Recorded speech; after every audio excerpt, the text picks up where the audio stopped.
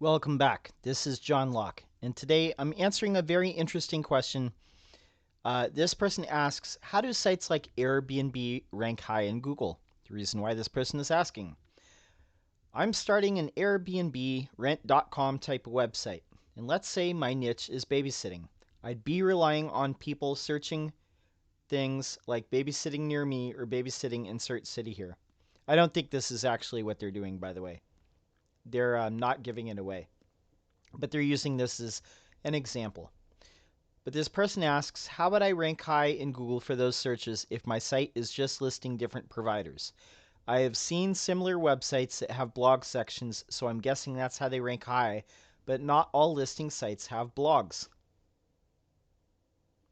Okay, but since I don't know the actual niche that this person is trying to start a gig economy type site in, because that's what this is, where you match up service providers with people who are seeking those services. Let's take a look and see what is actually ranking for babysitting near me. And let's see what we can learn from this. Okay. For me, babysitting near me, you've got 3 ads at the top. There's Sitter City, Care.com, Babysitters Registry. So all these are these gig economy type sites where people who can provide babysitting are trying to get matched up with people who need a babysitter. And this is kind of like rover.com with dog walking. It's kind of like Uber and Lyft with ride sharing. Okay. So after the ads, we get the Google map. There's some stuff like preschool, daycare, childcare agency. But that's probably not what you're looking for if you're searching this type of thing, or that's not what this person is trying to rank for. But you see at the top, there's care.com, and this is that. When do you need a babysitter? Right now, within a week and 1 to 2 months, just browsing. And you can join either as a provider or a person who's trying to find a babysitter. And here's some babysitters near me. So this is basically, it's like a gig economy type thing, or a platform where basically they match people up, like Thumbtack maybe, something like that. But they have all these different landing pages for different cities. We'll come back to that in a second. I think that's interesting. Okay, so that's the number one result. We got a people also ask result. Then we got a care.com landing page for Rancho Cordova, which is right down the road from me. And then we got Sitter City, babysitters. That's this. So you can join as a sitter, or you can log in. You can find a babysitter. Post a job for free or search local sitters. You put in your zip code and you search, and I'm sure you get a bunch of results. So looks like they were featured on the Today Show. They were in the Washington Post, Huffington Post, Forbes, Working Mother. See, here's like selling points. And here's some landing pages for all the different cities. They do have a blog. They do have a lot of press, looks like. All right. You can find care for these different types of things. And you can find jobs in those same types of things.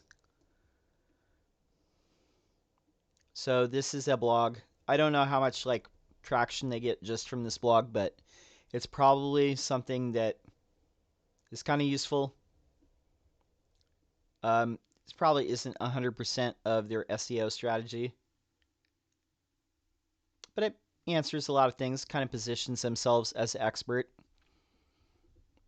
If you go back a couple days to the video that we did on an e-commerce site that took out all their informational resources like this, they experienced a drop-off. So something like this I'm sure helps, but mostly people are coming to find a babysitter. But you're going to see something very interesting too. Okay, but they have a lot of press. New York Post, Scary Mommy, Romper, What to Expect. There's all these different places they got press. Okay. Urban Sitter. So the same type of thing. Babysitter network you didn't know you had. You could find babysitters or you could apply to babysitting jobs. I guess it's like kind of a people are graded on like I don't know. I'm just guessing here. It looks like on who you're connected to. Plugs into your existing social networks. There's an app. You could make a little profile here. You could search. So you interview them, book them, and pay them through the app. That's kind of how these gig economy things work. So there's that, and there's an app, a Google Play app, Android, Apple. But they have a bunch of press in Appearance, Business Insider, Forbes, CBS, Real Simple, Working Mother. And then they have landing pages for the different cities for babysitters and nannies. Okay. Interesting. And then we have an article from Fatherly, the 9 best babysitting websites and apps. Okay, so this is from not that long ago. Looks like maybe a month ago, or is updated a month ago. So care.com is mentioned right up here. Okay. I don't know if this is a followed link. Let's take a look. That looks like a followed link. Okay. It's care.com, Bambino, Sitter. These are all apps. Sitter City, Zum.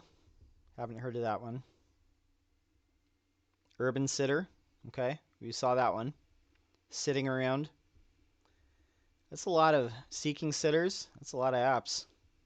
Bubble. Haven't heard of that one. Okay. So there's that. Then there's this article from CNBC. Need to find a trusted babysitter fast. And Bambino has a link in here.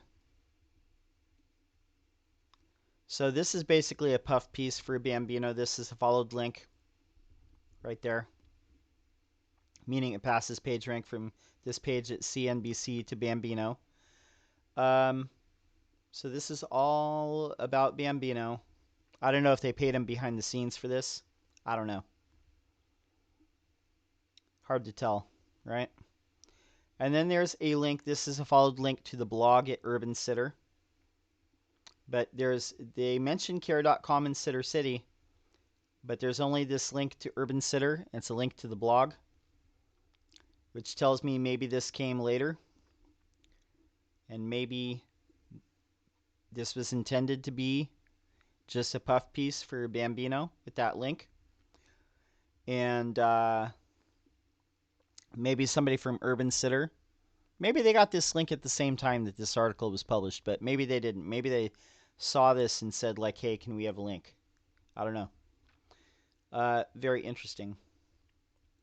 And then the next 4 results are all for people looking for babysitting jobs. There's a page on Facebook, a landing page on ZipRecruiter, 2 pages on Snagajob for part-time jobs. So as you can see, what's really being shown here in organic, the top 1, 2, 3, 4 results are all for these types of apps where people can complete a task. And this is the part that I really want you to focus on, is Google is really nowadays a task completion engine and not just a search engine. They're a task completion engine. And so they know that people can get what they need. They can book people through this app. There's enough supply and demand. There's enough providers to feed the demand. There's enough demand to create a supply. So there's enough people on this app. And people can get what they need. They can book through that. And then the next 2 results are reviews of websites and apps around that. And then the thing that Google has the least confidence in when you're searching babysitting near me is you're looking for a babysitting job. Okay, but if you go to page 2, anyway. All right, I guess the page isn't going to load, but what I was going to point out, because I already looked at the results, I guess my internet is down right now. That other page, the second page of Google, is there's like about 5 or 6 more other apps for babysitting. A gig economy type of thing. Find a babysitter. Here's a marketplace. There's like 5 or 6 other ones on page 2. So really, that's what you're up against. And I know that you say that your niche is probably not babysitting, but that's what you'd be up against. So it's the same thing. If you were trying to create a ride sharing app, you'd be up against Uber and Lyft. And you don't want to be number 3 because that's, I think, what? Sidecar? And I barely hear about them anymore. Most of the people are on Uber or Lyft. Um, and if you're doing like meal delivery, it's either Grubhub or DoorDash. So you really want to be ideally like one of the top 2, but maybe like one of the top 3, but ideally like the top 2. And just having a blog, I mean, that's part of it, but that is not the only thing. And it's not what I would focus on at first. Let's see what some of the other people said here. You really have to be a task completion. And so you got to get traction right away. So getting press in all these different places, like you saw the babysitting apps, like they got press in, the mommy big sites, the mother sites, Huffington Post, Washington Post.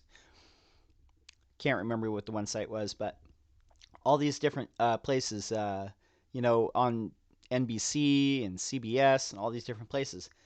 This person says Airbnb struggled for nearly a decade to overtake existing sites like HomeAway and Vrbo and Flipkey. I remember hearing about Vrbo back in the day. I don't really remember HomeAway, but this person says Home2Go is a good one to look at for how to compete with much bigger players. And another person says here, what that blog missed is that Airbnb was playing a different SEO game. They invented their keyword through great branding, content, and storytelling, and that brand keyword overtook the generic search insofar as to make them almost irrelevant. Because I think at the time, too, like people were not renting out their homes or their properties or their apartments as kind of a hotel, basically. Like a one-time hotel or your do-it-your-own hostel or whatever. But that's basically what Airbnb created, that type of thing. Or I shouldn't say created because apparently there's these other ones, but they became the market leader. So that's kind of the goal. So you have to spend a lot on branding and publicity and PR, and you're going to have to buy TV commercials and billboards and magazine ads and go to, all types of places to promote this. And blogging is part of it, but I mean, it's a minor part of it, to be quite honest, until you get the traction.